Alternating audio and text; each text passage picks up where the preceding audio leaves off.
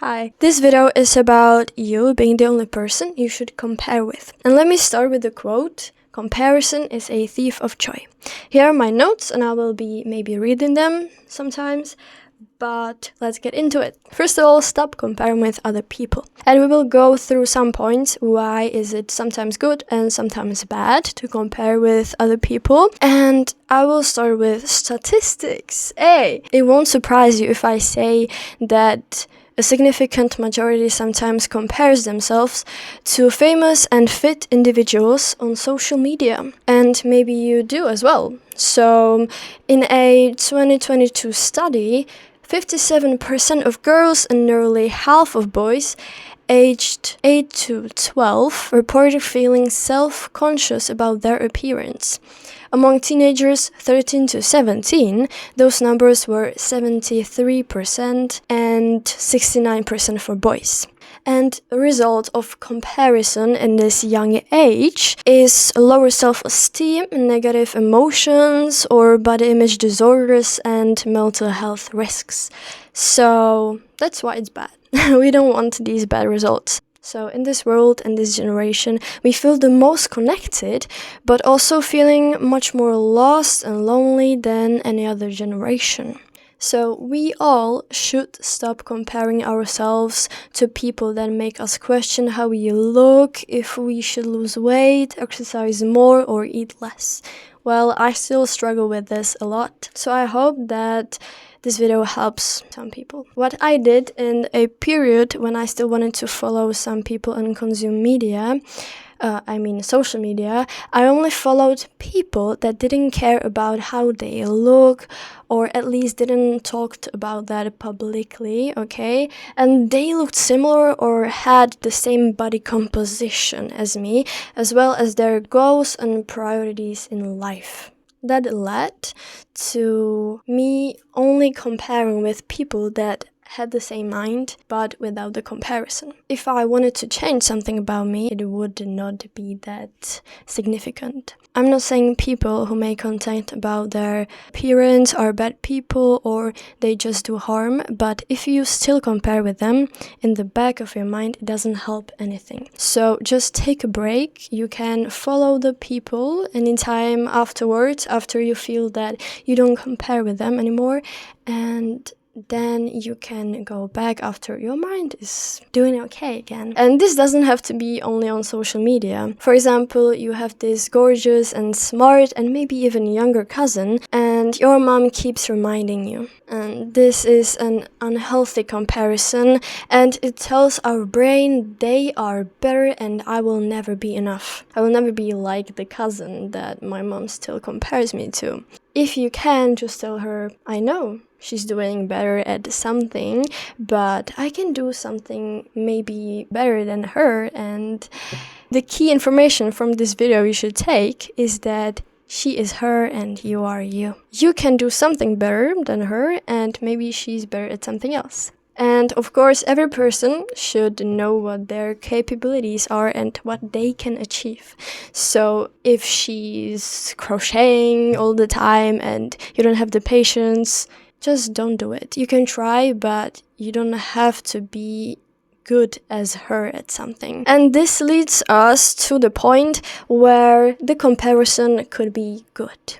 Maybe you see her crocheting all the time and it's like a motivation for you, like, cousin, could I try that with you, and can you help me with the basic steps, and so that's a good thing for our brain, like, oh, okay, maybe I can try that. And if you try this crocheting, for example, for some time and you see no progress, or you don't really enjoy that, you can say, yeah, I tried that and that's okay, let's move on. So some points why it's not always bad. Seeing someone who has achieved what you want can make abstract goals feel like real and attainable, so you can reach them. And if a peer got into a good university, learned a language, or built a business, it shows you it's possible.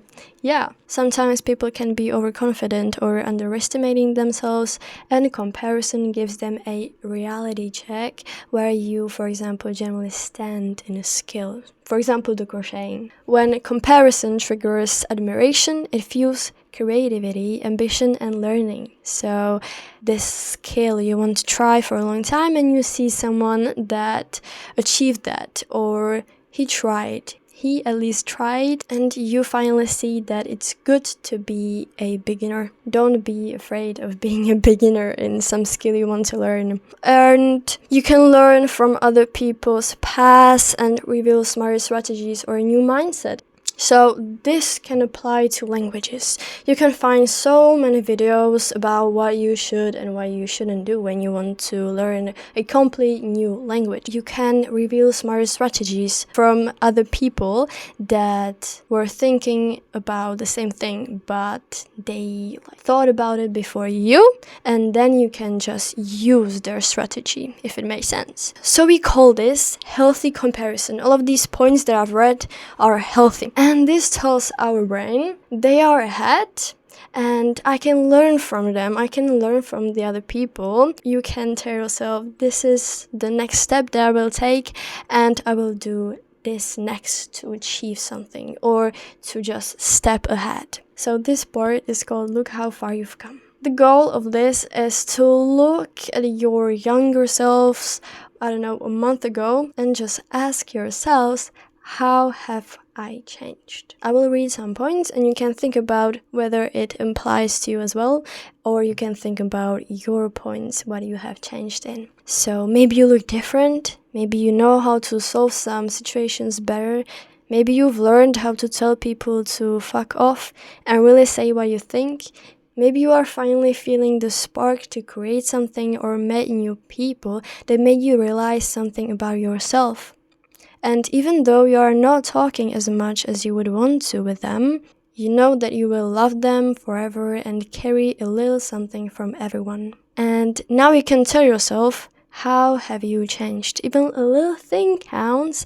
And if you want to share, you can write it in the comments. I will be glad to read it. Then there's another question. What would you like to change in the future? So we got points, what you already changed in. And now we want another ones that you maybe want to be better at or just want to achieve in the future.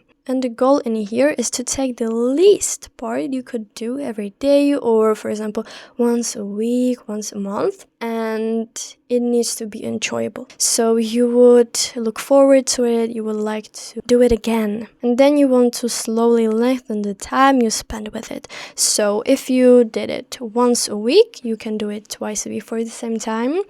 Or once a week, but you did it 3 minutes and now you can do 5 minutes. So we need to focus on ourselves, not someone else that does it, and we need to do the thing because we want to, because it's our idea, or we just wanted to do something for a long time and not because someone else does it. And you need to do it by your pace. And to end this video, I hope you will find something you enjoy and continue, and you will be better at it. And then after a month or two, you can look back and ask yourselves again how far I've come.